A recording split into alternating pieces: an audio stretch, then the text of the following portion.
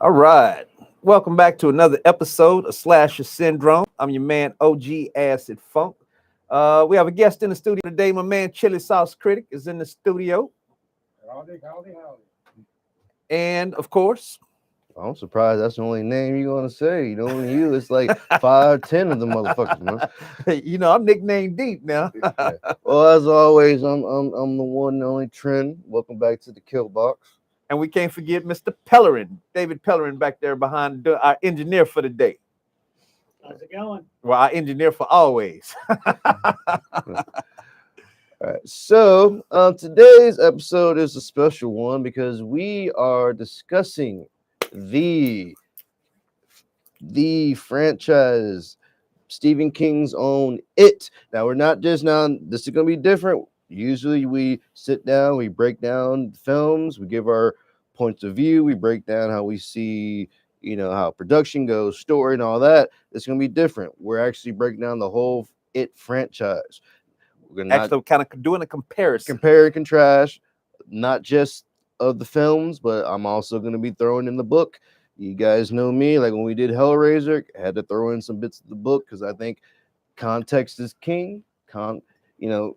True that. Context is king. And with these kind of stories, you need a little bit more context to sometimes get the full gist of everything. Yeah. So I guess so we're gonna start off. This is gonna be just part one, right? Because we're talking about the child years right now first, yeah. And so we'll kick this thing off. I want to just run down the television miniseries because 1990. What was I like? Before we do that, I'm sorry to interrupt you, man. Okay, but I think it's important. Okay, since we're here, we are filmmakers. We are, independent wise, but we are part of the industry. So there's a lot going on in the industry right now. Oh, we definitely need to pay attention to that. Yeah. So as of right now, as everyone knows, writer's strike, actor's strike is full effect. Me and my partner here, we fully support it. Yes, we're independents. We're not SAG related actors or writers or so on, but we do support wholeheartedly. These people, a lot of people think that when you see somebody on television or on a film, that these people are just making money, making buku money. Buku money, big time millionaires. Only about really 1% of that industry is making millions of dollars, and those actors literally do their own contracts with these studios. Yeah, majority of working class writers and actors, and not just them. We're talking sound people, we're talking visual effects people, right? Everybody who editors, everybody who director photography, exactly. Everybody who make these films, do their part to make these films that we are entertained by. They're working class people. Yeah, and to be honest, a lot of those people, whereas some of you are able to have 2 and 3 jobs, to kind of help make ends meet because of the hectic schedule for filmmakers. Some of these people can't afford, they need a second job, but they don't have the time to have a second job because they're being underpaid and this thing is demanding so much of their time. Some of these people are spending like 12 to 18 hours a day on set. That's average. They're going to sleep for about 2 to 3 hours, getting their asses back up and doing the exact same thing. And, teachers are some of the most underpaid people in this country, in this world, right? Hey, look, I just left the job because I signed the contract for one amount and they were paying me another amount way lower than that. And so I had to walk away. And so I totally understand. And on top of that, I'm also a musician. And so Snoop Dogg complains a lot about the streaming services. Why is it I got so many thousands of streams, but I get paid enough money? I get paid beer money, actually. So that thing is happening, and not just in the music industry. It's happening for writers. It's happening for actors. Yeah. I mean, Ice-T was talking about the other day. He was like saying, I don't do contracts based on streams. I do contracts based on how many albums are sold. Yeah. Because that's, and even in the music business, most people think you sell 1 million albums, you're making buku money. No, most musicians make their money from touring. Yeah. Yeah, and they have to because the record label has claimed all the funds, and those are people who have broken away from record label, i.e. myself, Chili Sauce Critic can speak to that too. We got gajillion streams, and from those gajillion streams, I get enough money to go get a 6-pack. You know what I'm saying? That's crazy. Yeah, you got actors who've been on these big time shows, right? Reoccurring roles, supporting roles. Their residuals are sometimes like a couple cents. No, that's not Not even a full exaggeration. dollar. Yeah, not even exaggerating. They're a couple cents. So again, we support what's going on out there. We support the strikes. Again, for this, what they're doing right now in the long term is going to actually help us because hopefully the day that we can break through and get our foot further in the door, that's going to help us too. So we fully support them. Yes. I'm glad you brought that up, son. Hey, Terrence, we're getting like there's something on back Oh, here. Rick, would you turn those monitors off? There's a button in the back of each one of them. This one is closer to the bottom. It's going to be right behind the white speaker, closer to the bottom. And then on the other side, it's going to be closer to the top. Yeah, they pop every now and then, and I forgot to turn them off. Little technical difficulties, but I think they're kind of used to that by now. Yeah, yeah. Wouldn't be the first time we had. Before, so we can mess with the wires and- Oh, let me, because I guess because I'm used to it. Let me grab it right quick. I need a technical difficulties. No, we work in realism. This is cinema verite. We want you to see the truth. This is what's really happening right now. This is true guerrilla style production. Exactly. Oh, it was in the middle. Yeah, I told you if you reach like behind the I went to the Okay, cool. if you reach behind the white part of the speaker.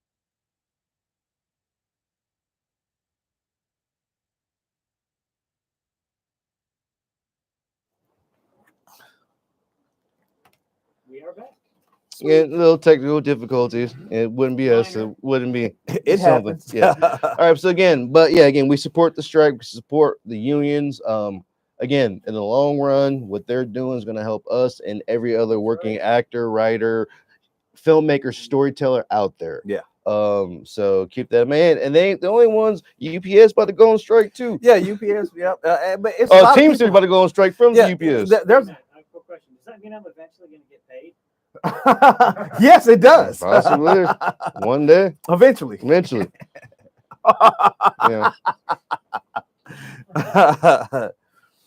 But yeah, so just don't go on strike on us. Yeah. How do you go on strike when you're not paid? I went on strike because I was getting paid, but I just wasn't getting paid right. So I don't anyway, But yeah, guys. well, it's a labor of love. This is something that we do this because we love doing it. Yeah. And we're not getting paid yet. Of course, one day there's the dream that, if I'm not leaving trying to drive around in an expensive car and live in a big house, I just want to be able to pay my bills. Yeah. So, but again, we support everything they're doing. And again, people who are out there who think that, what they're doing, a bunch of rich folks, elitists, as they say, even though Hollywood's actually one of the most conservative places in this country, but that's a Right. different story. Yeah, but Well, but that's because the people who run Hollywood, you can call them the elitists, the ones who run it. yeah, Yeah, the people that are actually making the content that you're consuming, No, they're not elitists at all. no, they're literally just like you, me, and everyone else. Just Yeah. working class people, literally working class people, just trying to support their families, and also tell stories that entertain us. I want to put it in perspective for you real quick. When we were in film school, we were in an ethics class. And one of the topics of conversation came up is there was a sound guy. He and his wife both, I don't remember what his wife did, but they were both working on the same film set. And after a 16-hour set, they were expected to be back on set in 3 hours. And after that second day of a full 16 hours on set, they died going home because he fell asleep behind the wheel. Yeah. And they were living in a trailer. So that's the type of things and they were working on a major motion picture. That's the type of thing we're talking about. Exactly. So that's why they're trying to make the work hours are far too long and the pay is far too low. Yeah.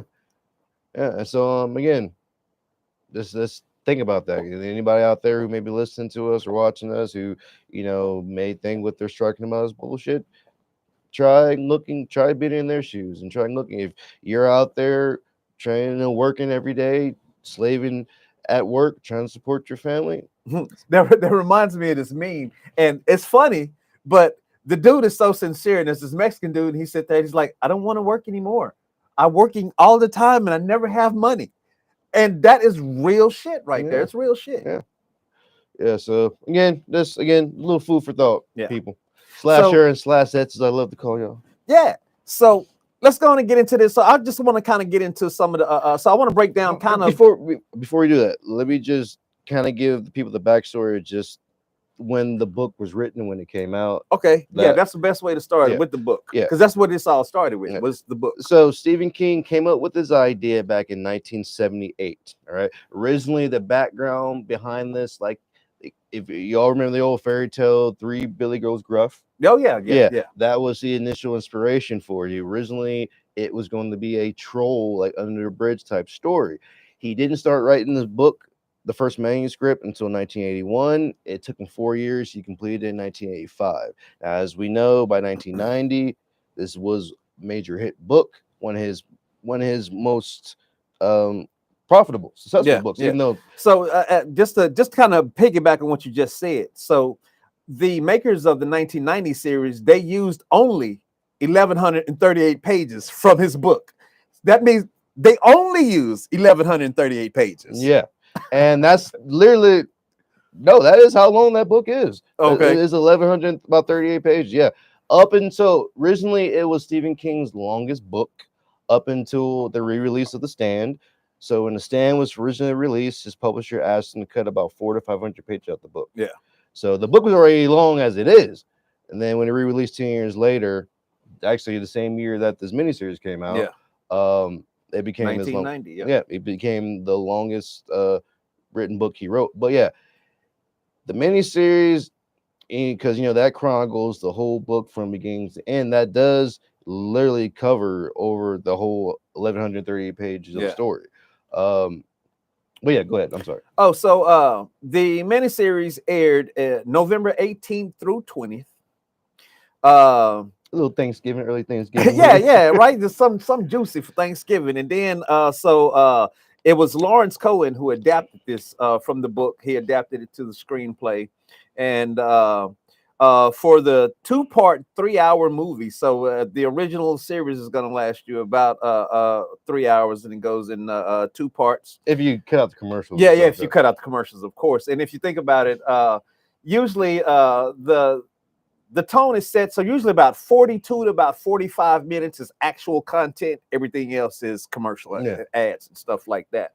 So Tim Curry, Pennywise, in the original. We got Seth Green, Richie Tozier. If I'm saying that right. Tozer. Tozer, okay. So Buffy the Vampire Slayer. Anybody? Seth Green, it's like his first major thing. Not only Buffy the Vampire Player, Xena. He was in Xena Warrior Prince. He was in love with the little redhead girl at one point. No. You're thinking of Joxer from Xena? No, that was Ted Remy. You're talking about Xena. You're talking about Joxer, the joke, the little bumbling friend. That's Ted Raimi. Okay, maybe he played it, but he was in Xena. He I don't know what he maybe he played a different character. Around that, he would probably have been around high school age around that time when Xena first. So he could. I don't remember. I haven't watched Xena.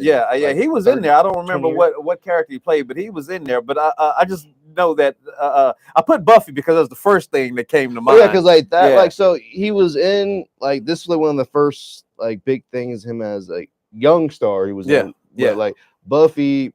That was late 90s. That was an era where he was in Buffy. He was in Austin Powers.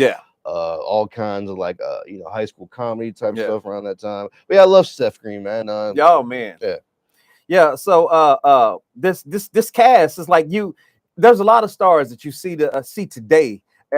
As far as on the kid side of this. Well, the biggest star besides Seth Green was the kid who played Bill, and unfortunately, Little House was it Little House on the Prairie or the Waltons? No. It was one of them. What's his name? He was talking about Richard. Oh, well, I'm talking about the child. Not the adult. I'm looking for the kid. Was in the Daltons. The Waltons. Yeah. I'm talking about who played Kid Bill. He was, in the 90s, he was known because he did this. He was in sidekick for Chuck Norris. He was but he was in Oh, I forgot all about Sidekick. he was in the show with Rob Snyder about the Seagate show. He unfortunately killed himself. Actually, I think it's like 20 years this year now that he killed himself. But he played Bill, the original kid. Yeah. And this was his breakout film. Yeah. And again, my one thing about my memory is names leave me. And Tim Reed, well, yeah, I know, and I'm talking about the adult Tim Reed, so I'm just going through the whole thing. But the adult Tim Reed, Jonathan Brandis, yes. Okay, the adult Tim Reed, he was on WKRP in Cincinnati. Anybody ever watched that show? Yeah, we're going way back. He was on that sister in the night. Yeah, I saw that one. That was one of mine. Yeah. But yeah, Jonathan Brandis was this was his breakout film, and I mean, throughout the 90s, he was one of those teen heartthrobs, back then, and he was on at a show, but his career started to wind down. He actually remember Ashley from The Fresh Prince? Yes. Yeah, they dated for a while. I was reading that in my research on him, but he unfortunately hung himself about 20 years ago because he just died in alcohol, and it's sad because he was a really good actor. I remember just watching him growing up, and like his career started to kind of take a like it's hard for child actors, and it is because when child actors, you see a lot of this all the time. Child actors, they're they're kids, and they don't get to socially adjust because you as a child, you get to hang out with other kids, do shit that kids do, and these child actors don't get to adjust like that, and they're adjusting in the public eye, which is a tremendous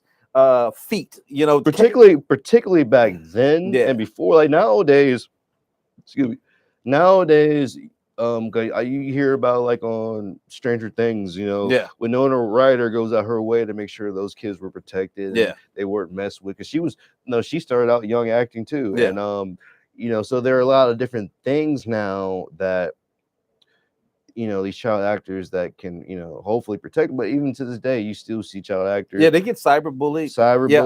The girl that plays Elle.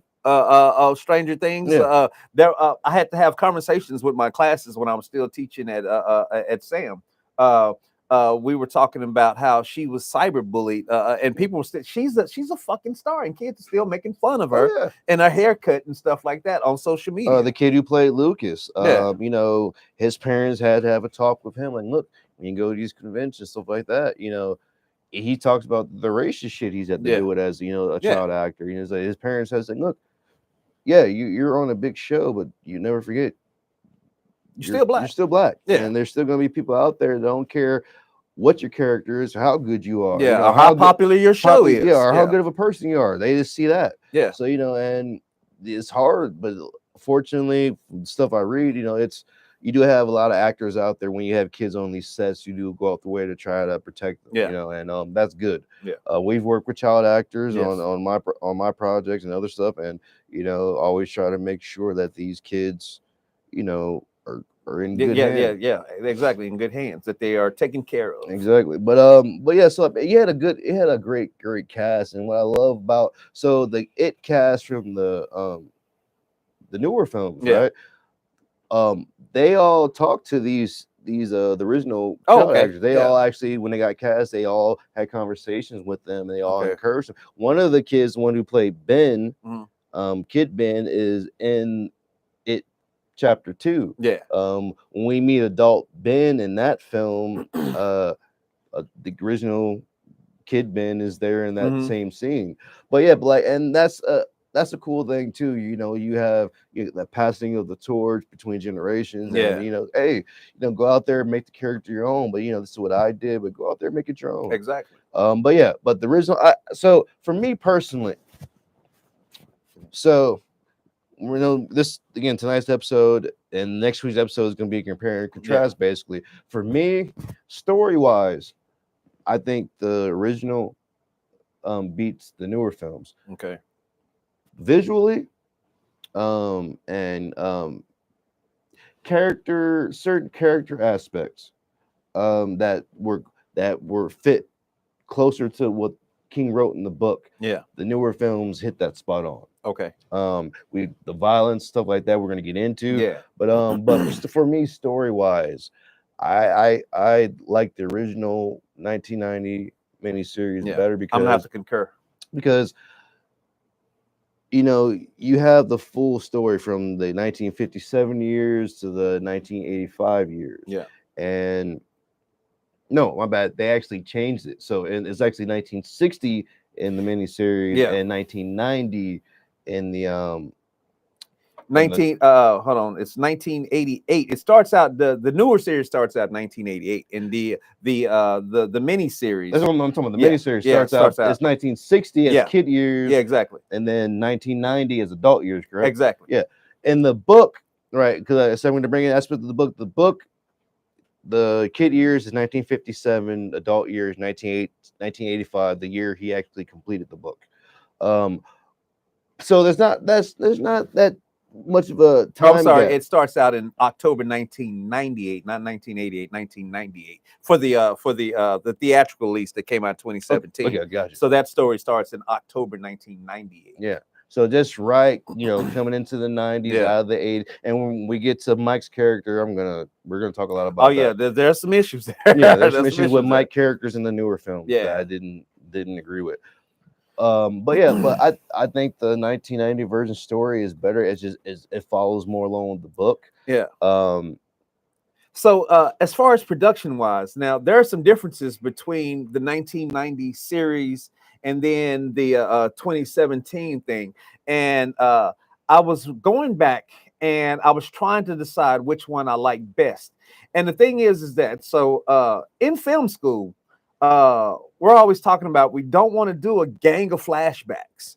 And so in the 1990s, I still like the way they did it though, because they kept jumping back from when they were a the kid. book. It follows the book Yeah, format of yeah, jumping yeah, back and forth. and it worked so well, and I loved it. But in the 2017 version, I was really pleased that we just started when they were kids, and it just flowed straight through, and not a whole lot of flashbacks. Yeah. And when it comes to actually screenwriting, it is more taxing to do those flashbacks than it is to just start there and then tell the story linearly. No, and Can I say that? Linearly. I and- got it. Okay. and Very and we know here that when it comes when I'm my certain style of writing some of my Yeah. stories, I tend to do a lot of flashbacks. I mean, I love flashbacks, but to me, it seems to be more taxing to do flashbacks. It can be. Yeah. It can, because again, when you're doing flashbacks, right? Yeah. And Stephen King specifically, you know, when he wrote the book, that he from the get-go, he had that in mind. Yeah. You know, he didn't want to.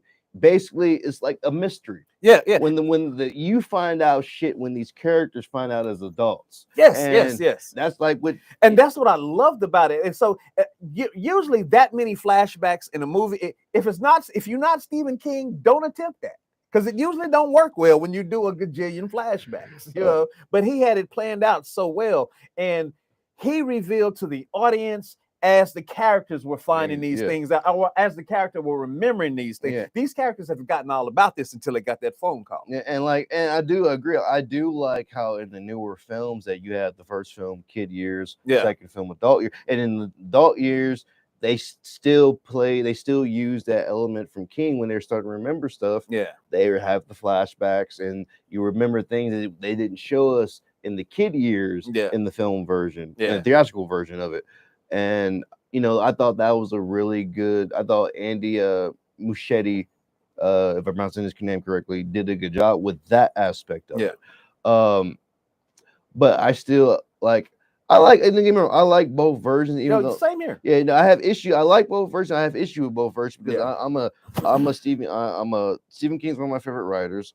I love how when he gets into his stories, his descriptions of environments, of details, of the internal monologues with these characters, and you really feel like you're that character when you're reading from them about them, what they're going through. Like you can literally see and feel what they're going through. Like this whole book, when you read the actual book, even though the films are great, both versions are great, there's still a certain hinge of terror that both films still could not completely recreate from the book. But again, it's very hard to fully adapt the book anyway. Yeah. But but at the same time, again, like I said, I enjoyed both versions. I have those certain issues, which we're gonna get into as we go through these breakdowns. But so theme wise, I mean, this story has so many themes. Oh, Like, yeah. what's one theme that stood out to you? So I think the first theme that stepped out to me was how all of these kids were stronger together. They were all antagonized in some kind of way as kids, whether by helicopter mom, or whether by a racist bully, Yeah, or whatever the case may be. A creepy dad. They didn't never say. It seems like he was one of those you talking dads about that Beverly's dad. Bev's dad. So Yeah.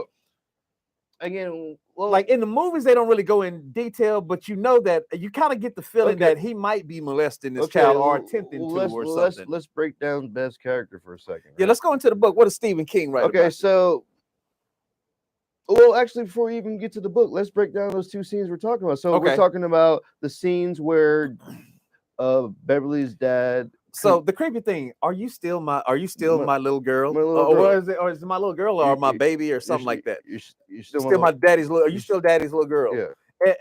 And especially when he found out that she had a period or something like that, and it was just really oh, he was asking if she had a Yeah. period because she was acting strange, Yeah. and dad has this creep factor, and I never read the book, so I don't know what it is, but they kind of hint at maybe dad Okay. is he's So- what we call in my family a vulture, the grown men that mess with kids. Yeah. So like, let's go. So in those scenes, right? So in the original, miniseries, right? That scene where Bev, leaves the apartment, right? Yeah. When he confronts her, when he finds out she's been hanging out with boys all summer. Yeah, and she takes off running, and I know it's different because in the miniseries, dad chases us. He doesn't go past the front yard. I think he doesn't even get out the porch. door. Yeah, And in the newer film, she clocks him with the top of the toilet. Yeah. And knocks him out. Yeah. It looks like he's dead, but he's actually not. He does live. yeah. In the book, he literally chases her through town, Wow.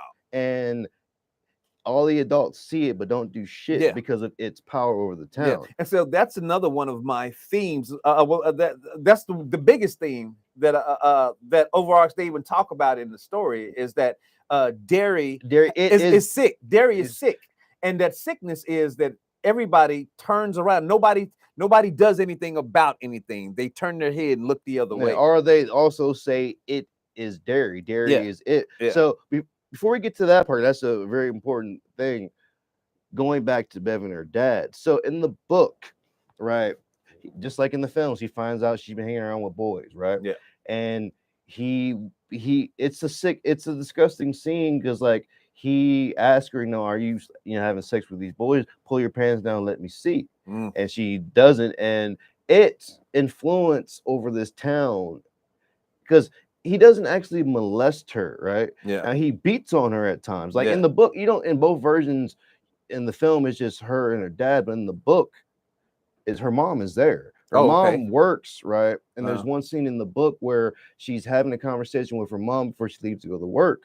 And again, this isn't 1957, so it's that 50s kind of family dynamic. Yeah. The father's, the Father's the patriarch. breadwinner. Yeah, he's a patriarch. Mom is the homekeeper. But even if the mom is working, dad's patriarch, you don't step on his toes. Exactly. So, but before she leaves the house, when they're having a conversation, she looks at Bev. She says, "Has your dad ever touched you?" And she doesn't know about her dad. We know as a reader, she's thinking about, is he touched her, has he molested her? Mm. Now, he's never actually does that. He beats on, he punches her, kicks her, does shit to her when he gets pissed, and when he's happy and he's nice to her, he hugs her, he's fatherly to her. Just like any abusive dad, you have points where there's love good times and there's highs and lows. Exactly. Yeah. So its influence over the town is also infected the dad. So it is influence whatever's inside you, it pushes up. So if you got dark shit, amplifies it. if you got dark shit, it amplifies it. Yeah. So it amplifies it to the point in her dad where he goes fucking ape shit and he chases her through town. The townspeople see her, don't do shit. 'Cause Yeah. at this point in time, it's further along in its cycle, so he's even more powerful. His fear is more palpable in the town. Yeah. She eventually hides, and he goes past her, and she gets away. But it's way more drawn out in the book. I do like in the newer film how they changed it up a little bit. She clocks him knocked Yeah, I down, love that. I love that. So because I like that get back. So you know what I mean? I fucking hate bullies, and I love that get back. Yeah. And so versus her just running away, when she clocked him with that the toilet cover or whatever, I'm like, yeah. get him! Now in the book, I can't remember off the top of my head, but I think in the book, because she does hit him or kick him or do something. I can't remember off the top of my head, but she does do something to basically get him to, up off her, and then she's out that door and she's and see, gone. I think what the difference is what is acceptable in the industry in 1990 is different from what's acceptable in the industry in 2017. Oh yeah. And so that dynamic of having this child strike her father, in 1990 is like, oh, we just gonna leave that out, and she just take off and run away. You know what I'm saying? And I remember reading an article from Cohen, who did the film. He said he loved the book. He said there's so much that he wanted to do in the book, but when you're giving a mini series, you're giving a certain amount of time. He can only do studios so much. On your ass. Because like that whole segment where her, being chased through town and everything, it's about a whole chapter, almost a part of a good chapter in itself. Yeah. And there's a lot of other stuff going around at the same time. One of my favorite one of my favorite themes about it, was one of the themes in particular. You talked about now basically the power of loyalty to friendship, how being together. Yeah. But the theme of revenge is what really sets the story off. Yeah. Yeah. Like this story starts off Bill wants revenge for Georgie. Yeah, but every version starts off with Georgie first, right? Yes. That's the first thing. Well, the book actually, so in the book, it starts off actually with the attack on Melon, the gay resident of Derry that we see in part 2 of the film of the theatrical version, but they cut out completely in the 90s version because it's 1990. Exactly. We're not going to talk about 1990. Well, let's talk about homosexuals and gays in 1990. No, not going to do that in 1990. No. Unfortunately, with everything going on with the 80s and that time period, they weren't going to touch that. Exactly. And they did a film version of it back then. There's a chance they would have, but since it was on network television, they just didn't do it. It was going to be even less likely that they would do it on network television. Yeah. But but everything goes back. It started with that in the book. With its return in the adult years, and then when Mike kind of starts investigating, we go back to the beginning with Georgie and how it all set off. Yeah. So, but with Georgie, again, everything starts with that. The revenge. So it's because Bill's the leader in all versions of it. Everybody can accept the Bill. Yeah. He's big in the book. He's Big Bill. It starts off with his revenge and wanting to, when they finally find out that, it exists. This thing is killing kids. He literally in the series, I have a little issue with over dramatics because I had ex-wife number 2 or something like that, overly dramatic ex-wife, and I never forget one time she turned her back to me as she's looking out the window. I don't have an ex-wife number 8, forget you. So anyway, he turns his back to them and he goes, help me. No, before he even says that, that's one of my favorite scenes. Like the favorite line, Jonathan Brandis says, "You killed my brother, you bastard." He's like, "Help me," and that's from the book. Of course, in the book, one thing I love about the newer films, they stay true to the language Stephen King used. Yeah. He says, "You killed my brother, you fucker." Yeah. And these kids, just like in the newer films, they they cuss up a storm. Oh yeah. and Well, you both- know, in 1990, they're not on network television. They're not gonna No, show no, no, kids no, no, cussing. no. So They will definitely will a little bit, but not Yeah. but not to the extent. fuck this, fuck that, fuck you. F bombs are extremely egregious. Like but yeah, there's that, and it's revenge, and like I'm gonna talk about it's one of the scenes in both versions. So we have in the 1990 version, right? There's that scene where Stan's on the bike with Oh, yeah. Bill, and they're Yeah. running away. So in the film, in that version, Stan goes to a house, Yes. and it comes as a mummy. Mhm. In the book, in the newer version, it was the creepy old lady's face, Yeah. from the painting and stuff. Oh which, yeah. Yeah. which was okay. Wait, look, that creepy old lady.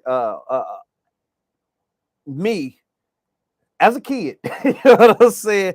That creepy old lady. Well, I wasn't really a kid. 1990. What is my first year in college?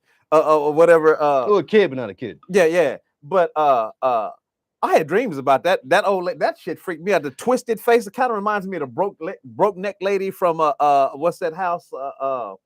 How the hunting The Hunting of Bly Manor. Not Bly Manor. No, the the other first one. one. Yeah, the first one. Oh, I can't remember the I name can of that one, really but that kind of reminded me of the broke neck. But that shit was creepy. Yeah. But like in the book, that scene is actually at the standpipe. Now they talk about the standpipe. They actually really show it Mhm. in both versions. So in the book, Stan goes to the standpipe. He's bird watching, Mhm. and he goes into it, and it, like in the film with Oh, the yeah. mummy, he closed the door behind, but it's not a mummy. See, the mummy was actually Ben's fear. Okay. In the book, it comes to Stanley as these two dead kids, and they're all like rotted and Yeah. like got the clown outfit, Oh, yeah. the pom poms Yeah. and shit, and they're all slowly walking towards Stan, and Stan does the same thing like he does in the miniseries with the book. He recites the birds because Yeah. Yeah. again, that's what the belief or Yeah. something that gives you strength or Yeah. confidence. Yeah. Yeah. Well, so I like to think of it as we talked about this before. So there's this movie called Turistas, and this guy, it's the thought of, hey, do something, don't do nothing, do something. And it's the fact that he did something and he believed in it and Exactly. it worked. It's like in Turistas, this dude taught this very poignant lesson. One of his henchmen, somebody got away, and his henchman, he says, "What did you do about it?" He says, "I didn't do anything." And so there's this kid selling roasted bananas on a stick, on a skewer, and he buys one from the kid, and he says, "Kid, I need to teach you a valuable lesson." He goes, "Whatever you do, do something." And he ate the banana off the stick and he jams it in this guy's eye and killed him. And so that it made me think of that because these kids were doing something where all the adults around them were turning their heads and doing nothing. And that's part of the sickness of the area. So that's really powerful to me. They did something. And let's talk about that sickness for a moment, right? So I mean, you get a gist of it in the film. They even say it in I think they say it in both versions, but I know they definitely say it in the miniseries. It is the town. Yes. So it's been in this area before Derry was even there. Exactly. It's crash land there. And actually in the kid years, in the book, see the kids do a little Indian Native American ritual. Yeah. Smoke ritual in their clubhouse that they build underground, which we see in part 2 of the theatrical version. Yeah. And it's a Vision Quest type thing. Yeah. And these kids are smart. These kids and throughout the story, they do a lot of research. Yeah. They're very smart kids, and they're all of them 11 years old. Yeah. So let you guys know, kids are smarter than give them credit. Right.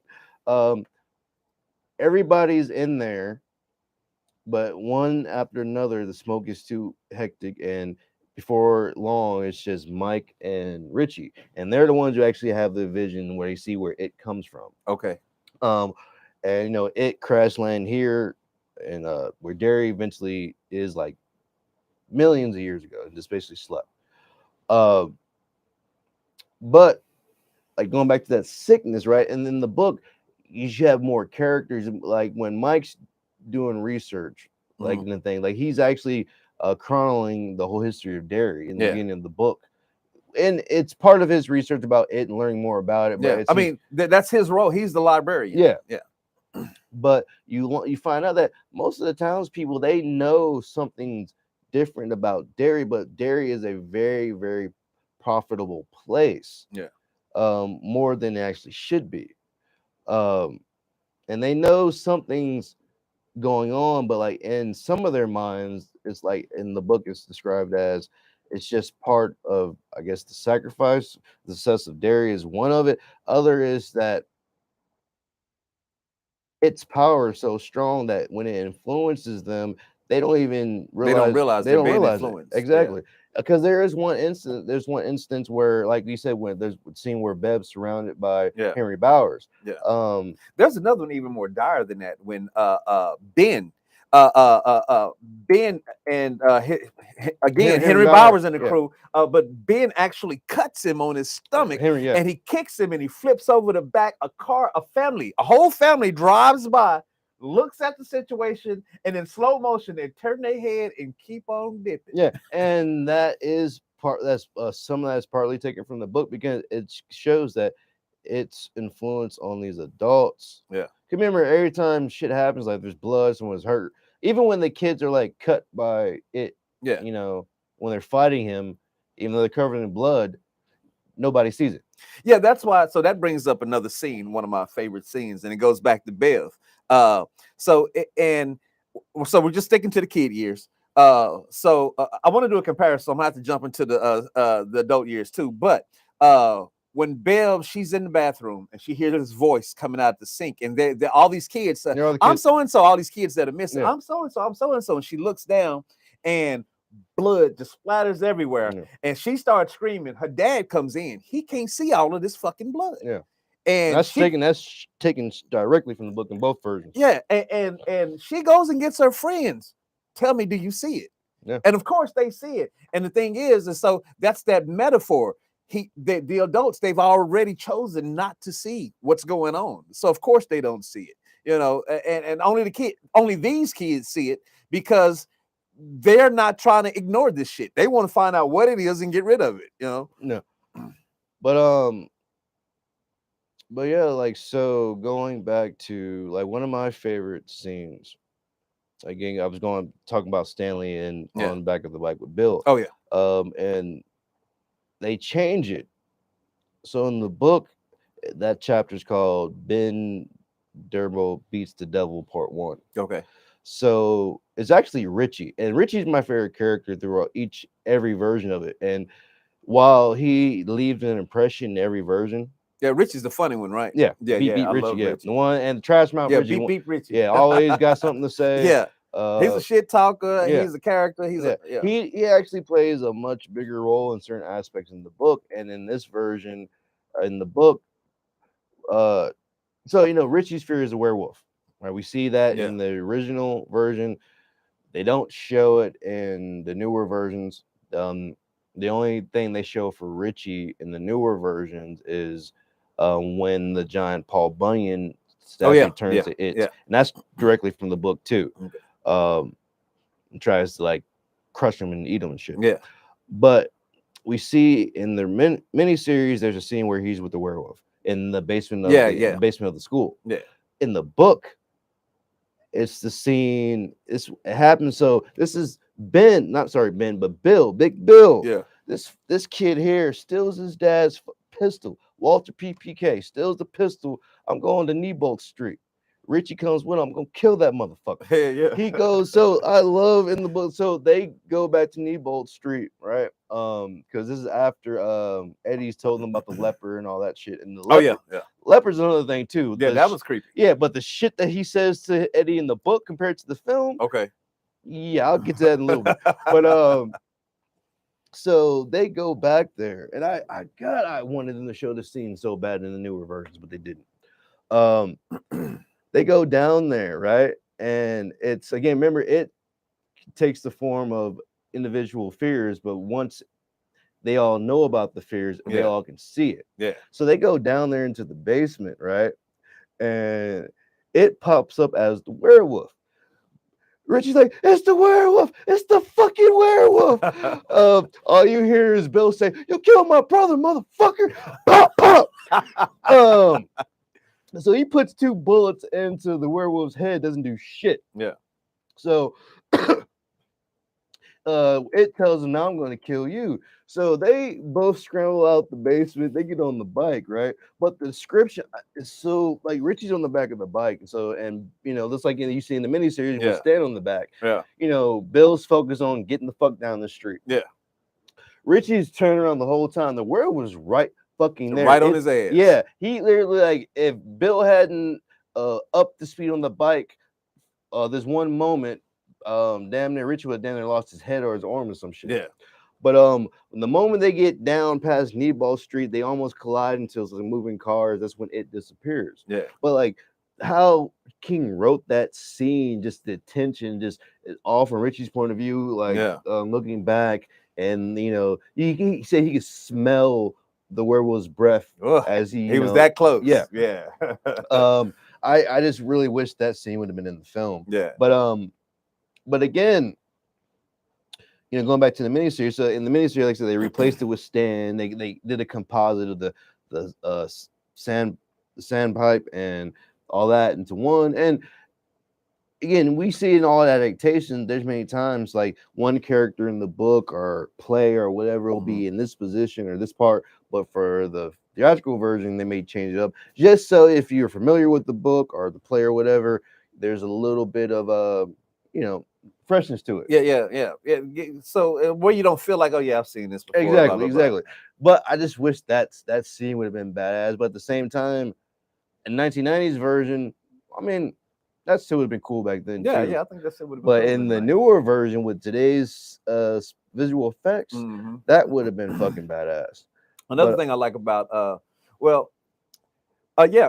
this is going to be from the theatrical version. I love when the kids they're looking at, they got a little slideshow going. They have a little projector up and they got things in there. Yeah. And this motherfucker comes out of the projector at their ass. And when I saw that, like to me, that was the scariest scene in that film. And the scariest scene in the 1990s, I think, is when Bev, even though we're talking about adult years now, but it's when Bev goes back home. Yeah, but in the theatrical release, it's definitely when those kids are in the garage and the projector, motherfucker, he unplugs the projector and the motherfucker comes back on, and then this motherfucker just appear. First, it's like this is supposed to be this kid's mom, but all of a sudden the hair starts blowing around and it gets long and red, and the hair blows back, and you see that jacked up grill, that jacked up smile, and then this motherfucker starts crawling out, and he's giant. Yeah, and I was like, oh shit, no, I'd have shit my pants right there. Yeah. And then that's a clever way of updating that scene from the book. So in the 1990 version, we see it when he climbs the pole and he tells him, you know, I'm the eater, you know. No, that's not. He doesn't say the eater of world lines then, but he climbs up the pole. And he's talking shit to him. And tries to come out the book and grab. Oh yeah, he says I'll eat your soul or something he says I'm the eater of worlds. Yeah. I can't remember if that's the scene where he says that. Well, and to me, I kind of thought it. I remember what scene you talking about, and I thought he was a little punk because he had like he was talking to grown men. Motherfucker, you talking to kids, but he was talking cash money shit to them. You know, like I will fuck you. Oh yeah, that's Tim Curry, man. But in the book, right? So there are 2 scenes where that happens. So the first scene is actually with Richie. Again, another scene with Richie that we don't see in the films. It's Richie and Bill. So remember when Bill first sees the picture of Georgie and he winks at him? So that's taken from the book. Okay. In the book, he winks at him, and then that picture disappears. He doesn't see it again until he's an adult. But when he first tells Richie about it, and Richie comes over and they look in the actual photo book, and it makes it where he shows them a picture from, I think it's like it could be one of the earlier years. Yeah, where they had settlers fresh. Not that. This is like around the time, I want to say, when. Remember, there's the steel mill blew up and they killed all those kids on Easter. It was around that time period. I forget the year, but he has Richie and Bill are kids in the photo, Mm. and they see it climb over the fence. There's like a clown. And they're like the kids go up to him to talk to him, get balloons from him, and everything. Bill touches the picture. His finger, it goes into it, but Richie pulls his hand quick Mhm. because if he had left his fingers there, it would have cut his finger off. Yeah. And actually it cuts two of his fingers and cuts off like the tip of a nail on one Yeah. finger.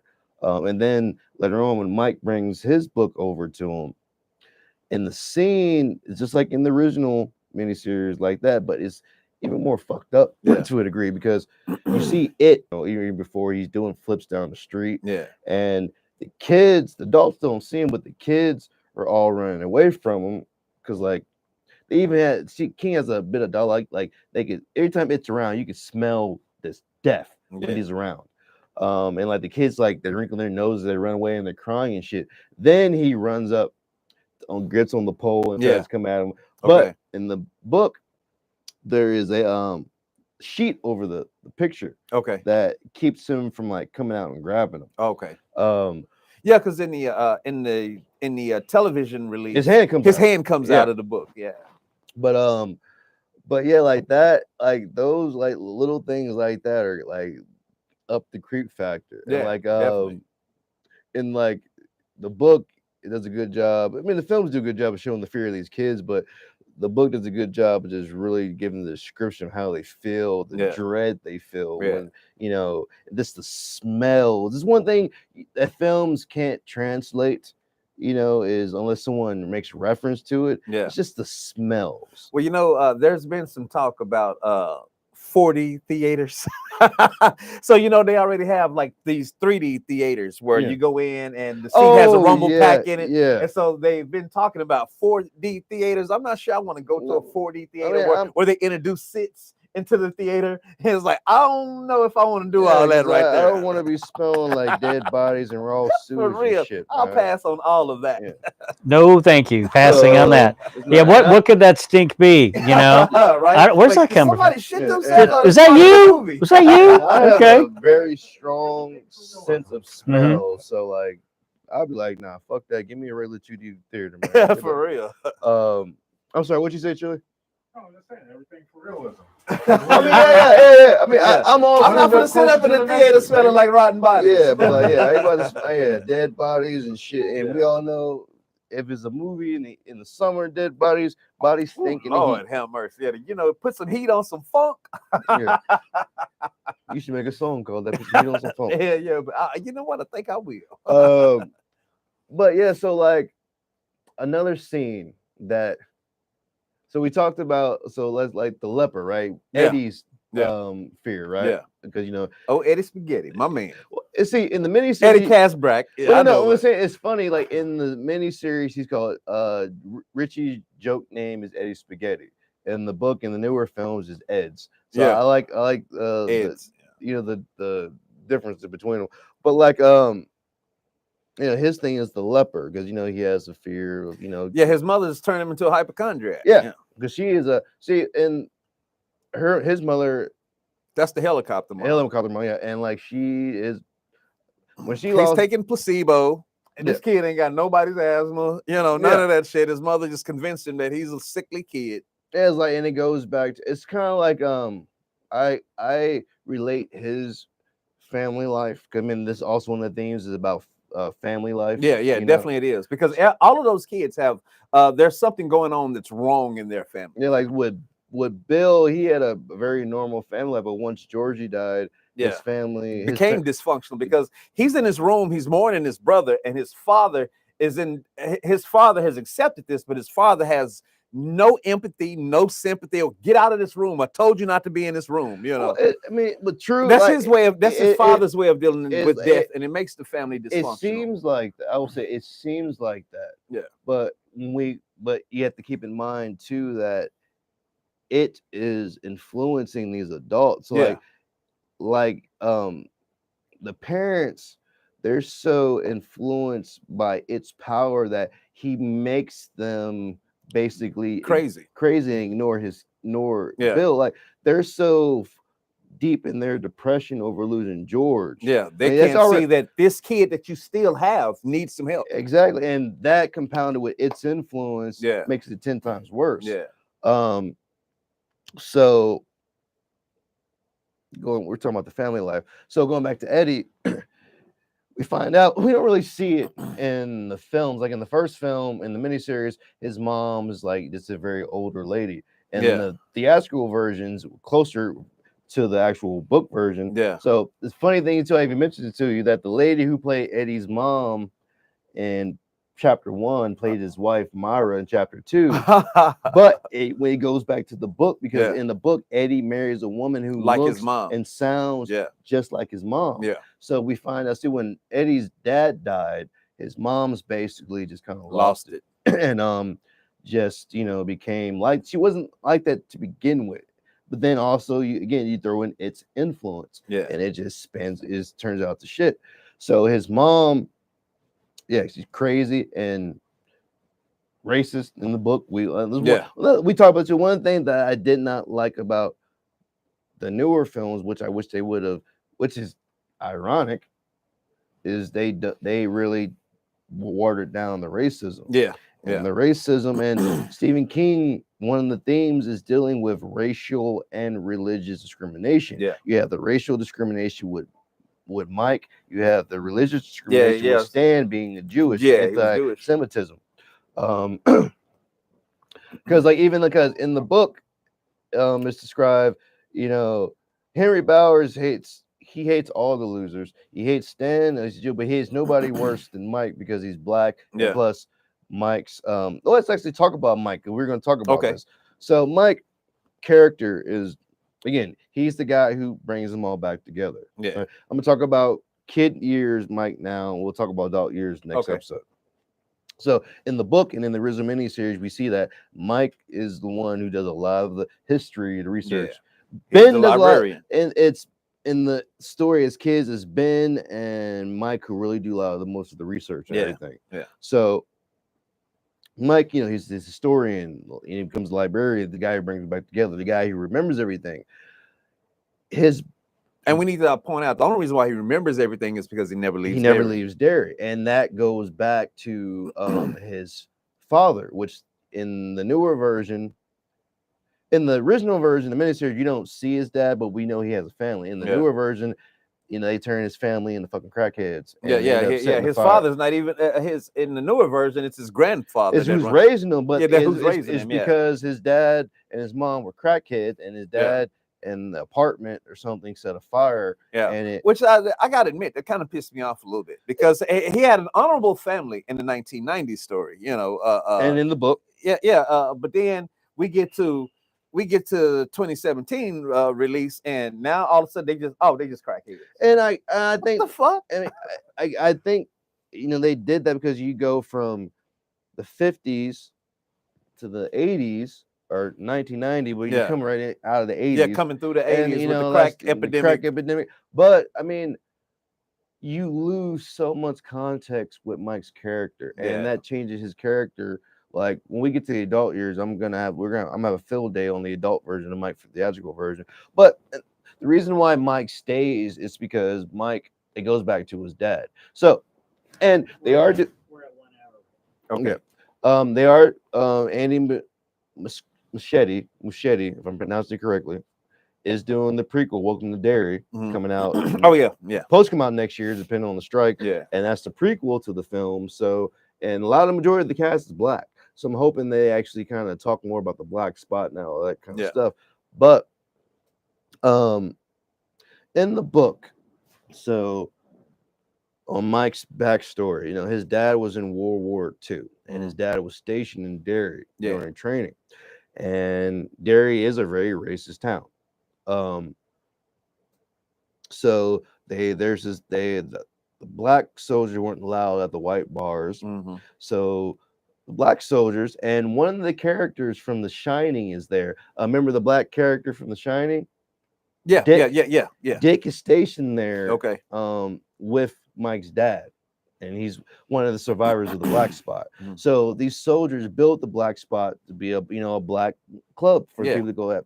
But it became so popular that white folks start coming there. You know, it became more popular than all the other places in town. Yeah. Well, you know, they do kind of mention in one part in the miniseries, and they do mention it once in the theatrical version about basically the northern version of the Klan. Yeah. I mean, Um, just like throughout history, you know, black area starts doing good, and disgruntled whites will come and destroy it. yeah. So, and they had this group, and they set fire to the black spot, and it burned down Mike, Dick, and another person who were like one of the few survivors of the place. But so when that happened, Mike's dad was transferred to Fort Hood, and then he meets his wife. But he's always had this pull to come back to Derry. Yeah. Comes back to Derry, starts a farm. That's when the Henry Bowers thing. Henry Bowers' family and Mike's family have this hatred for each other because Henry Bowers' dad was basically shell shocked from the war. Yeah. Came back. Was already racist to begin with, but even more fucked up. Yeah. He stole. Well, Bauer's dad didn't like nobody. He didn't even like Henry. No, like he treated Henry like shit. Like in the book, so in the movie, right? In the theatrical version, he's a cop. Yeah. He's a sheriff, which is in the book and in the original miniseries, he's just an old piece of shit farmer who just you know, in the book, it's their regular routine is this. So like Henry's dad is dating this one chick. She makes beans. They come home. He gets drunk all day, sits on his porch with his sword, gets drunk. They eat beans, fart all night. Literally, this is in the book. They fart all night. They eat beans for like a week till they can't stand the smell, and then they don't eat. They eat something else. The girlfriend comes back on Monday with beans. The cycle starts again. The only time that Henry Bowers' dad treated Henry good was when he poisoned Mike's dog and killed him. Yeah. So Henry Bowers' dad steals Mike's chickens, right, and kills him. So Mike's hey, look, you don't fuck with a black man's chicken. I'm sorry, alive or fried. You don't fuck with a black man's chicken. So Mike's dad, you know, the sheriff at the time is cool with Mike. You know, he's not a racist. So he basically says, look, either you'll pay him the money back for stealing his chickens, or are gonna put you in jail. Not because I forget exactly what he said, but it's not because he's black. They won't put you in jail for that, but they'll put you in jail for he put a swastika on Mike's shit, and this is right after World War II. Yeah, they'll put you in jail for that swastika you put on there. Yeah, and so he pays them back. Ever since then, there's been a blood feud. Yeah. So there's one scene in the book that we're probably never gonna see since they turn his dad into fucking crackheads. That he. I mean, unless we do our own version, you know, we could do our own version. So you got money to buy those rights? Not at all. Hey, y'all buy my music and Chili Sauce Creek's music so we can pool our funds together to buy the rights to do our own version. All right? But there's one scene where Henry Bowers' dad basically threatens to go after Mike's dad and his family. Yeah. Well, Mike's dad tracks him down, literally drives his truck, turns in front of him, pulls a shotgun on Henry Bowers' dad, puts it to his dad's head, and says, he calls him the N-word one more time. He clocks him. He said, call me the N-word one more time, I'm gonna blow your head off right here. He said, look, you come after my family, come after me, I'm gonna come get you. And he scared Henry Bowers' dad so much, the man he pissed or shit himself. That. But that is what starts the feud between those two families, and that's the reason why Henry hates Mike so much. Okay, because his dad blames their family for all their misfortunes. And see, that's not apparent, and not in the 1990s. Yeah, it's not neither version, because their dad, they live in a fucking shack. Okay, because that shit with Mike's family, they put Bowers' family in a fucking shack, basically. Okay. There's some country hillbilly motherfuckers to the T. Yeah. How they're living. And he shell shocked. Oh, mind you, now, not all country hillbilly motherfuckers are racist. No. I'm just putting that out there. Not all. But I'm saying, if you think of down for luck, backwoods kind of, hillbilly kind of, they're living that life. Yeah. I got some good friends from that area, so not all of them are racist. Yeah. But these motherfuckers, they're racist. They racist as fuck, yeah. But that they lost when they changed that. As again, you get a hint of it in the Yeah. original miniseries, but in the newer versions, Yeah, you miss out on that's all that com- richness. that's completely gone. Yeah, that's richness, right? there. And so it in both versions, right? It turns into maybe close to 10 different things, maybe. Mm. In the book, he has over 36 different Okay. things Yeah. that he turns into. And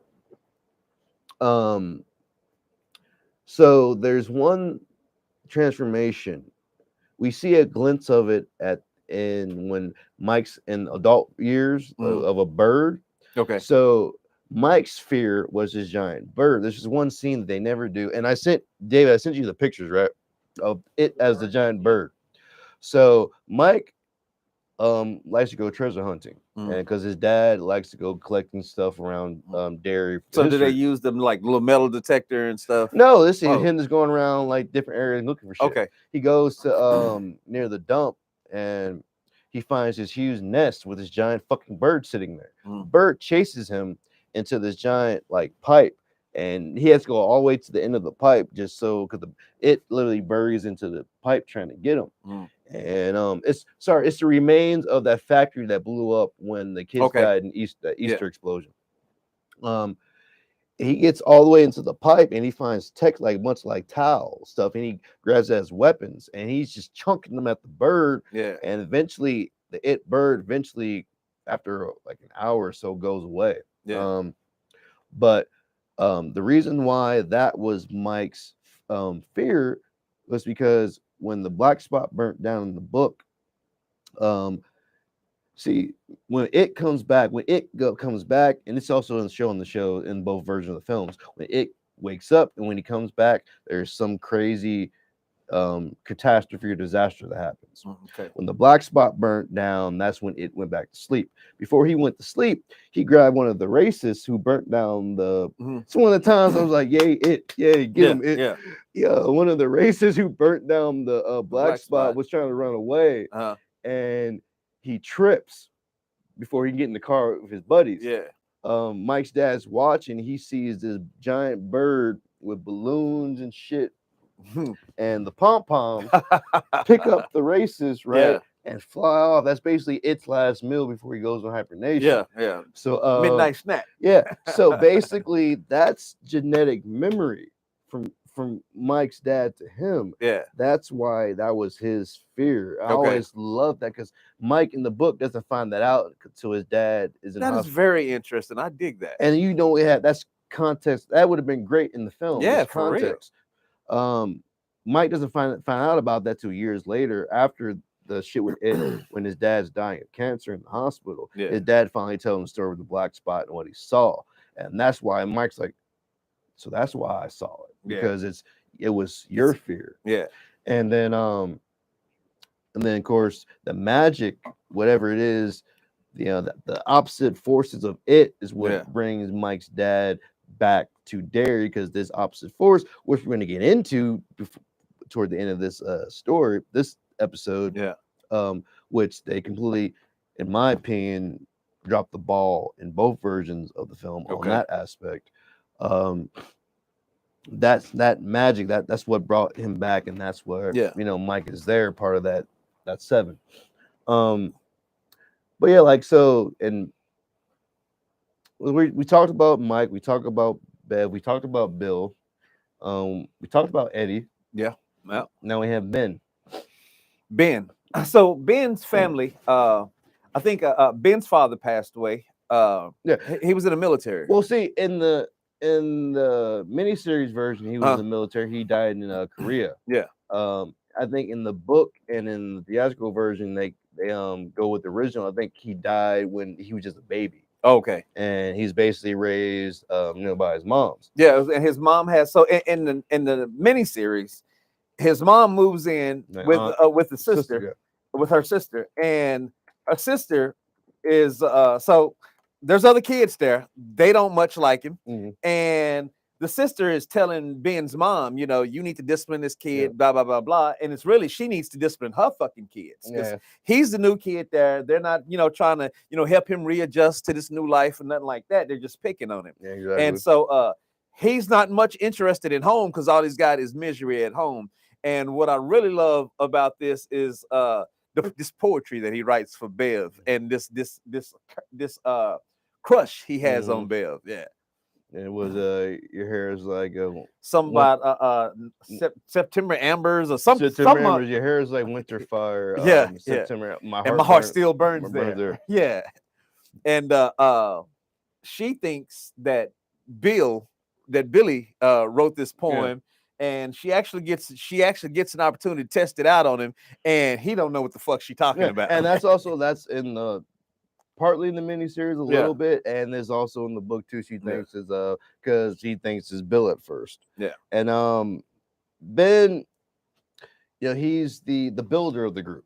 Yeah. Yeah, he's he's the guy. He grows up to be a famous architect. Yeah.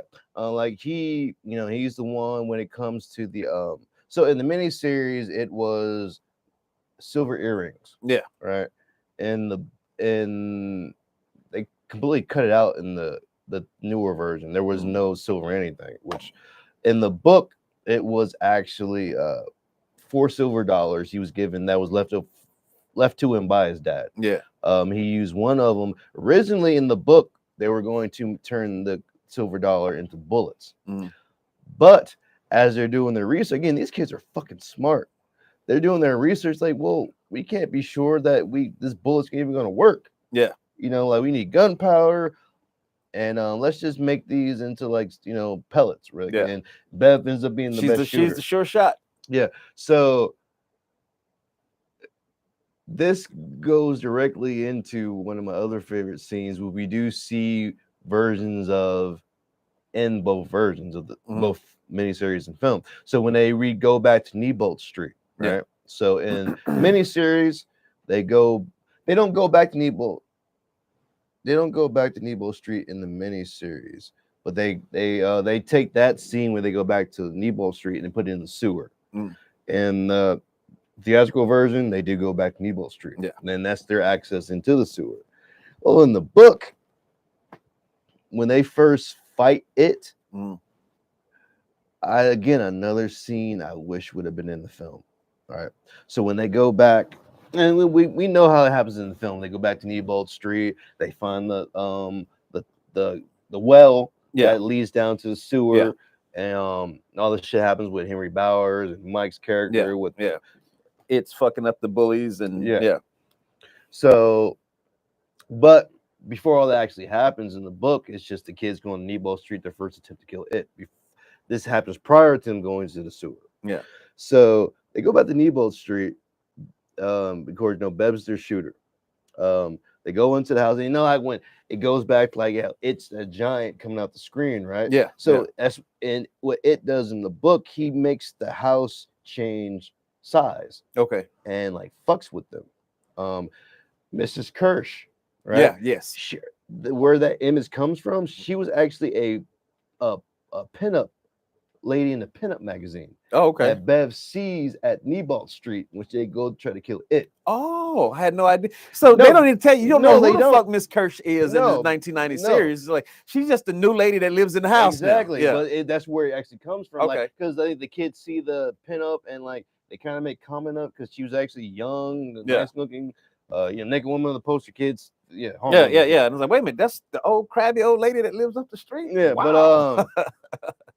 But they go in there and he starts fucking with them. Then when it first appears, he's in the state of change. He can't figure out what he wants to be yet. Yeah. But it's like, Richie is like the first one to kind of, his fear to kind of come up. He's like, it's the werewolf. It's the fucking werewolf. And it changes into the werewolf. Yeah. Comes out the fucking pipe, attacks him. So Bev, the first shot, Bev misses. Second shot, she puts it through his snout, missing his eye by like an inch or two. Yeah. Right. And it's hurt. Silver dollar, werewolf, the rules. One of my favorite lines was I wish they would have put this in the movie. So there's this scene where after they hurt him, they're all yelling for Bev to kill it. She's out of ammunition. She covers the slingshot like she is she's got it loaded, ready to go. Everybody's saying, kill it, kill it, kill it. And Ben, he's been slashed open by it, and he's in this bathtub, and he's thinking there are no more ammunition. Yeah. Like we're fucked. But he's thinking like, wait a minute, it doesn't know that. And when they're all chanting kill it, right? There's again the power, the being in the group, Yeah. as you mentioned before, that gives them power over it. Not Ben, Bill, Big Bill, how King describes, like he has this shit-eating grin on his face that does not go up to his eyes. His eyes are cold. Yeah. It sees this. He looks at it and he says, "You shouldn't start with my brother." And he says, "Bev, send that fucker to hell." Yeah. And it looks at them and is scared shitless, jumps back into the fucking. Now they tube. they show that part in the 1990s. They show that, yeah, but it's when they defeat it for the first time. Yeah. But in the book, this is prior to that first defeat. Okay. He jumps back in the tube and he's going the whole time. He's I'll kill you all. I'll kill you all. Yeah. And then like in the book, there are 2 chapters where it's from its point of view. Yeah. Where he's talking about how he's scared of these kids. Yeah. So Kids some thugs. God damn, these kids some thugs. yeah, like he was legitimately like scared Yeah. shitless. Like and like because again, we get to the adult years, it's actually not just Mike that brings him back. It plays a part in them coming back too. Yeah. But so all this, so we kind of going through the characters now, the Losers Club, right? Yeah. We talked about Henry Bowers and his backstory. Yeah. So we talked about some of our scenes from both films that Yeah. are really good and stuff from the book. Should we go to the ending of the kid years now? Yeah. Let's. Yeah. So the Ritual of Chud. Yes, let's do that. Ritual of Chud. Now, 1990s version, it's not there at all. Yeah, not at all. The 2017 Part 2 version, that was not the Ritual of Chud. That was, I guess, Andy. Some bullshit, but because not the Ritual of Chud. It was Andy again because I'm going to get all into it. Andy Muschietti chose to take a Native American ritual, which again Stephen King does use different rituals from different stuff in the story in the book, but that's not the Ritual of Chud. So the Ritual of Chud is Hold on, before we start the Ritual of Chud, let's take 5 minutes. My bladder's cussing me out right now. All right. 5 minutes. It'll take about 5, maybe 10-minute break, guys. Come back and finish up. Yeah. And give me a chance because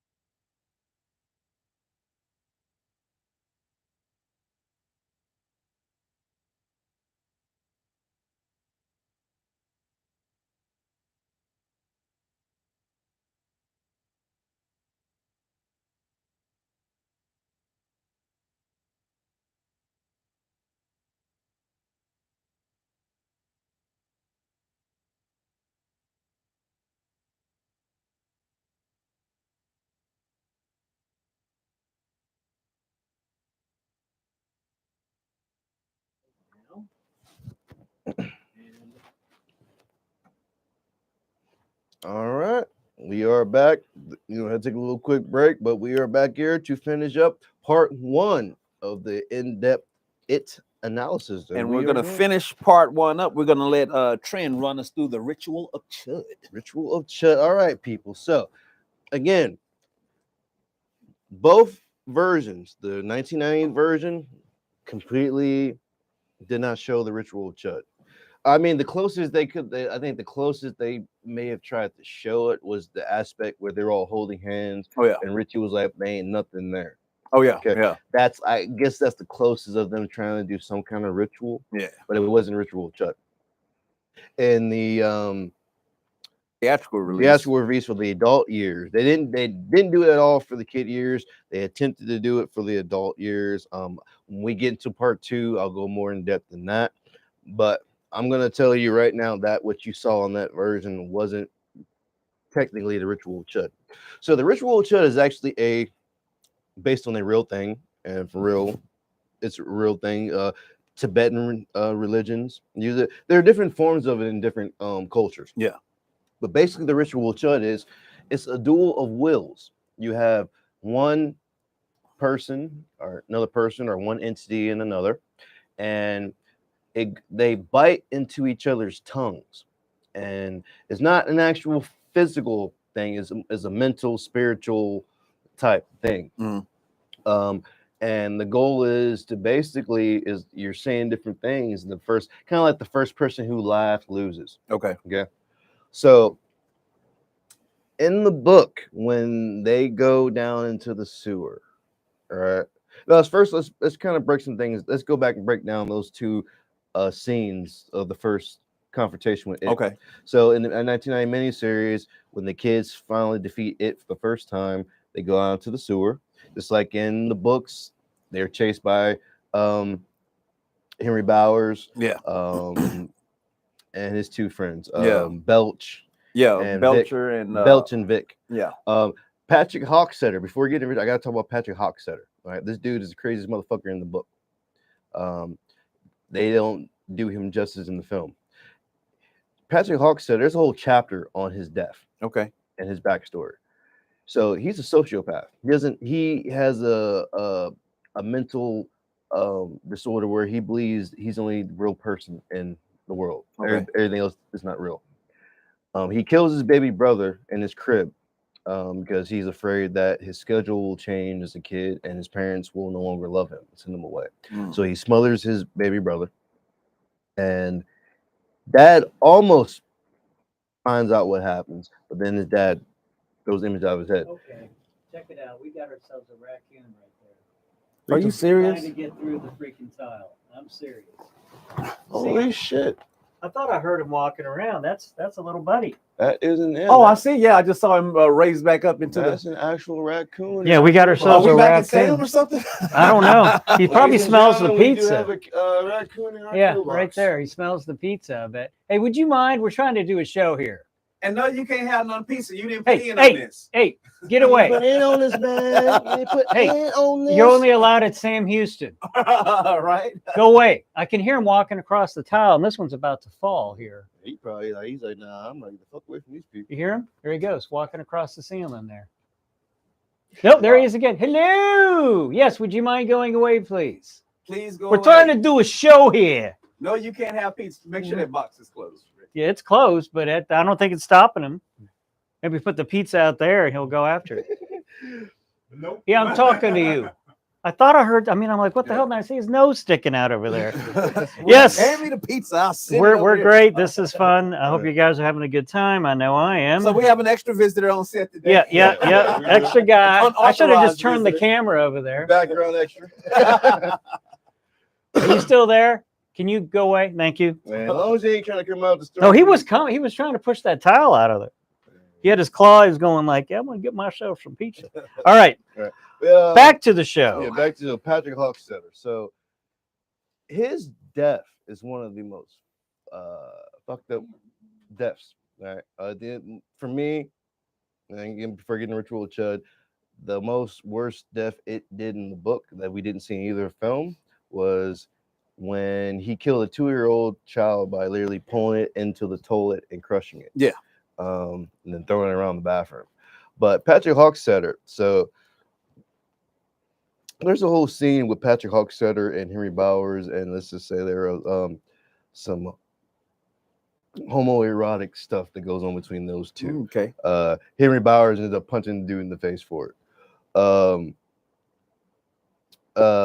So Bev is watching this happen. She comes up on their little like chilling spot. Yeah. Like Henry, Patrick, Vic, and Belch are literally lighting farts on fire of a lighter. And two of them leave. It's Patrick and Henry. Basically, this is in the book. Patrick basically starts giving Henry a hand job. Oh my goodness. And then when you try to go a little bit too further with it, Henry punches him in the face and storms the fuck off. But he tells him, if you tell anybody about this, I'll tell the police about your little refrigerator where you keep where you put your little animals at. He like Patrick would find dogs and animals and put them in this refrigerator, basically let them suffocate to death. Wow. So Patrick, in fear that he's going to tell the cops, he goes to the refrigerator to remove the dog and he put it in there. It has turned into these flying leeches. Huge. Wow, flying leeches. That's something I never really want to see. That is nightmare fuel. That's probably why. That's probably why they didn't put it in the film. They're about like huge, like on the size of this bottle, right? So when Patrick was a little kid, he was in the lake. Leeches was on him and scared shove. The only time he was actually ever scared. The leeches latch on to you. They suck all your blood, then they explode. Damn. He is literally he's covered in these flying leeches, and it gets one that gets in his mouth, and they all start to explode. And Patrick's one when they're writing, Patrick's hoping no, and it explodes in his mouth, and his tongue is all fucked up. Oh shit. So it eventually comes back, takes him, grabs him, takes him into the sewer. And when Patrick wakes up, it's on top of him eating him. But since Patrick, being a sociopath, is not really scared of anything, it's in this gelatinous form. Yeah. That form he basically takes before it takes the form that you fear. And it's eating him while he wakes up. But Patrick Hockstetter is the craziest person in that book. Wow. Crazier. You don't see Patrick. He's not in. You see him in one scene in the 1990 miniseries, I believe, but he's one of the kids we see killed in the part 1. Okay. In the newer film, his fear was zombies, and he sees the zombies of all the dead kids, and it eats them in the sewer. But he was the craziest person in that book. Okay. And that had nothing to do with it. He was just born crazy. Yeah. But going back to the ritual. Going back to Ritual with Chud. So the ritual. Hang on one second. Call you back, sorry. No, call you back, man. Podcast. All right. This is where I put the. I'll talk to you later. Bye. It's like we get. This was a better. So yes, we got a lot of things going on today. We got a raccoon, we got phone calls. What I should have done is I should have picked up. I should have taken the camera off there and just showing our little buddy sticking his nose through. But I heard the little footsteps, and I'm like, damn, am I back at work? Because they do that. You hear it at What's Sam. His name? Don. Anyway. Yeah. Make sure when you talk to Don tomorrow, you got a raccoon up here. We got our special friend. Well, you know what? Well, we'll talk about that later. Yeah. So again, the ritual with Chud is an actual real ritual, and it's in different cultures, but it's mostly known in Tibetan cultures where you get the actual ritual with Chud comes from. So again, it's a contest of wills where they supposedly bite into each other's tongues. And wait a minute, so they're biting their own tongues, or they're biting each other's tongues? Each other's tongues. That looked too much like kissing. Now, again, it's not actual physically; it's mental and spiritual. It's like a connection between two people. So they are actually biting another person's tongue? It's a metaphor. Oh, it's a metaphor. It's a metaphor for a contest of wills. You're talking back and forth. Oh, I got you. Okay. Yeah, that's it. You got to school me because I don't know nothing about none of this. Yeah. They don't actually bite into their tongue. It's just how it's a metaphor for them, basically using their words. Whoever gets the best of their words. Yeah. And thank you for not demoing that. We don't need this. That is not what this is about. Am I right? Yeah, okay. This is not that type of show. Gotcha. Yeah. Like we're visual people, but we don't. Yeah. Well, we can hardly call it a family podcast because I cuss like a sailor. So. Yeah, and I'm the son of a sailor, so in the actual confrontation with it, Bill and it, when we finally see it, and it's the truest, closest form you can see it is the spider form. That's the closest the human mind can make it. Yeah, where it actually resides in the macroverse. It's the deadlights. It's like it's described like a giant wall and far out in a vacuum of space, with these orange lights, several different arms, and like just all kinds of like voices from it that you can't understand. Yeah. And once you break past that wall, you see the deadlights. You'll go mad for the rest of your life, and you basically, like we see in the film, catatonic state, but mad for the rest of your life. Yeah. So Bill enters the macroverse. His spirit is like thrown from his body into the macroverse. It's like, again, empty space. I think there's actually a picture I sent you of it. I just put one up of the spidery Yeah. thing here. So Bill's floating in space, and he's like, it's got the best. It's talking shit to him. He's got the best of him right now. Bill floats by this giant turtle, massive. So the turtle, and we never see them. We see in the newer version, we see on a table a turtle, like a fake turtle. Yeah. That's the closest we see to a turtle in the story. Okay. That was supposed to be an analogy for the turtle. Okay. And then the second chapter, when we get to the adult years, is another analogy to it, but we never actually see the turtle. Okay. So the turtle in Stephen King's macroverse is the person who created our universe, or is the entity that created our universe. Mhm. He is kind of represents good. It represents evil. And then you have this other being called the other, which is basically God. Yeah. So Bill is floating past the turtle, and he's talking to the turtle. He's asking the turtle for help. The turtle tells him, "You have to help yourself." First he tells him, "I created the universe. Sorry, please don't blame me for how it is. I had an upset stomach that day." See, the universe that everything Stephen King's stories take place in, the turtle had a stomach ache and threw up, and that's what created Earth and the universe. Okay. So Bill is floating past the turtle, and like the turtle, he's asking for help. Please, my brother. And he's like, "Look, you have to throw your fist against the post and assist. You see the ghost," which is, again, that's what Bill's mom gave him to try to help with his stutter. Yeah. So when he goes past the turtle, he senses another entity, this other that is created everything, that just sits back there and watches, doesn't interfere, just watches. Yeah. And then it's still talking shit. Like, "Oh, you meet my friend the turtle. Thought that fucker died. I thought that fucker died years ago." And it's like cousin talking shit to. Yeah.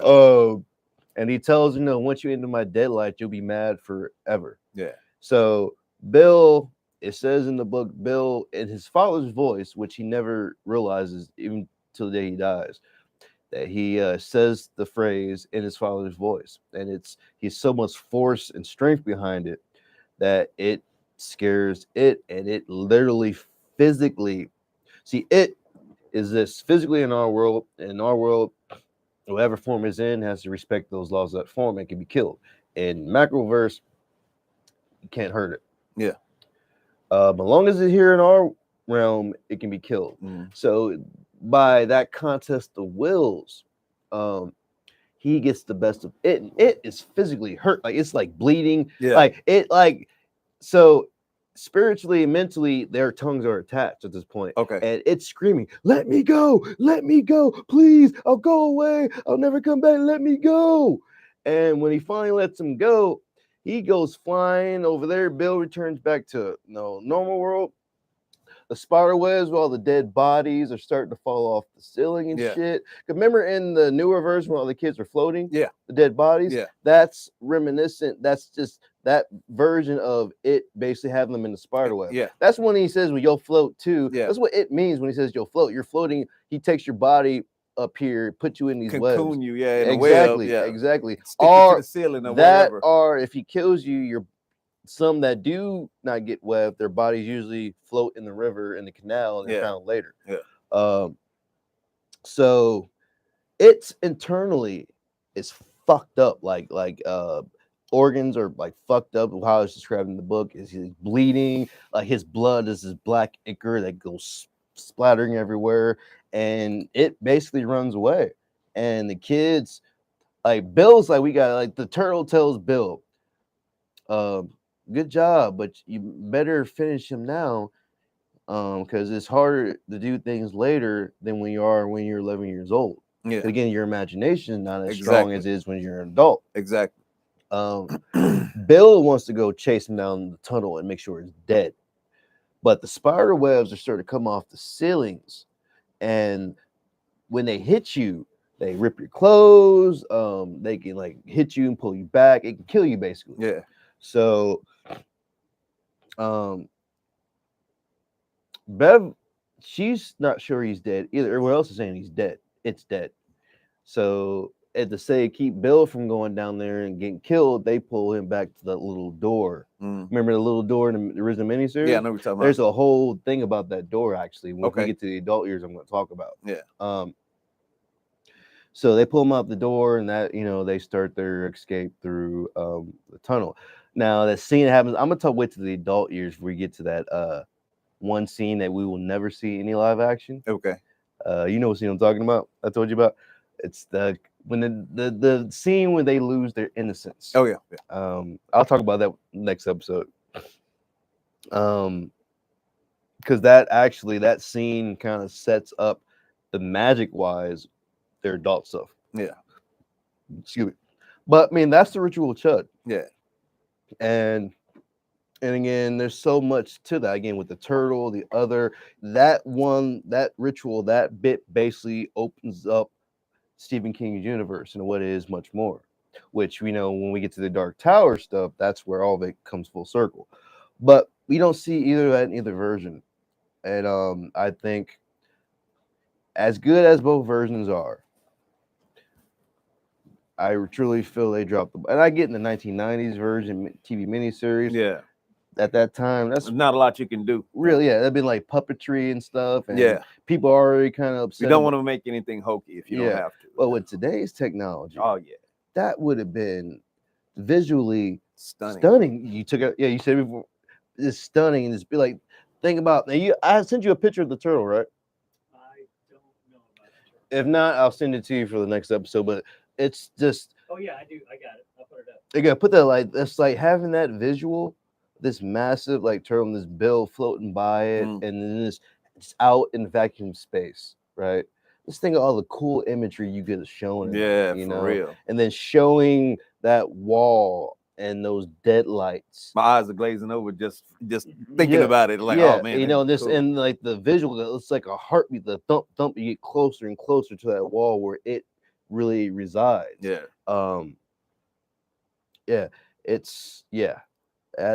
That was a missed opportunity in my opinion. Yeah. But that's the ritual chud, and that's what basically, they do get out the tunnel and they do what they do. They do a blood oath like they showed in they do show that in the films, of them making the oath that if it's not dead, it will come back and kill it. And that's where the child year's in. Yeah. Okay. And of course, the kids, eventually one by one, all the kids do leave Derry. Their families leave. Everybody but Mike. Mike. And Mike had opportunities. We find out, he could have went to, he was a star football player, could have a scholarship, went to, different universities, but he chose to stay in town. Yeah. Because he knew. He just, again, that goes back to his father, and it's like a whole, he was just destined. Everything was always pulling his family back to that town for him to be there. Yeah. So I mean, like, and we covered a few themes, but there's some like, we talked about many more themes. We talked about revenge. We talked about familial issues. Yeah. loyalty. There's domestic abuse. Yeah. Like with Deb, not Deb, Beverly and her dad, and then but there's so much more. We'll cover a little bit more of that when we imagination. We'll get more of that when we get into part 2 in the adult years, because it's the some of that particular imagination. That's what really comes into play with them as an adult. And Yeah. how they proceed. And again, revenge sets off. Basically sets off the kids, and then revenge is what sets off it in the second part in their adult years. Yeah. So everything comes full circle with that. Yep. But yeah, man. So as I always ask, murder and mayhem is definitely satiated. Not fully served, but satiated for now. Satiated. We're getting there. For Yeah, this part 1. yeah. Because he ate a lot of kids. Well, that brings us to the end of this part 1 episode. Like to thank Chili Sauce Critic for hanging out with us this evening, even though he Appreciate you, didn't say much. It's all right. Oh, he was doing such a good job. Well, that's my job. I do try. And of course, we always thank you, Pellerin, for making us look good. I mean, it's hard to make me look bad. And Yeah. keeping our raccoon buddy there. Yeah, little keeping friend. our raccoon buddy at bay up there. He's I haven't heard him scampering around for a while, so he's Yeah. gone back to whatever I think nest he is realized that around we're here. not sharing any pizza. with But he him. was really willing to stick his nose through to find out. And He darn just it, wanted to make sure is that pizza I smell? what was Okay, that? That is pizza. No, he probably been up there for a while. He said, Yeah, I've well, probably been up there for months just chilling. Yeah. I want to be on the show now. Right. Well, I could hear him walking from somewhere around here. Well, Well, I heard some scamper in here. I'm like, what the heck is that? And then it stick its nose over there, and I'm like, oh, here we go. But where we used to work, Yeah. they would just break through. Yeah, they would. Yeah, raccoon would just drop out of the ceiling out of Yep. nowhere. Like, oh shit. That's We'll right. just call him Freddie. Yeah, Freddie. just give him a name. Freddie, Just there make you it go. part I of the like play. it. All right. We're gonna get Freddie a Slasher Syndrome shirt. Slasher Syndrome. We do have Slasher Syndrome apparel is going on sale. If you are Shirts interested in and Slasher hoodies. Syndrome, yes. Mm-hmm. Here we go. Mine. All right. So, Alrighty. Girl, this we're gonna has get some been hats another. next. Yeah, definitely hats are in the making. Mm-hmm. All I can say now is love, peace, and hair grease, and we out. And we'll see you next time in the kill box. That's right. Excellent show.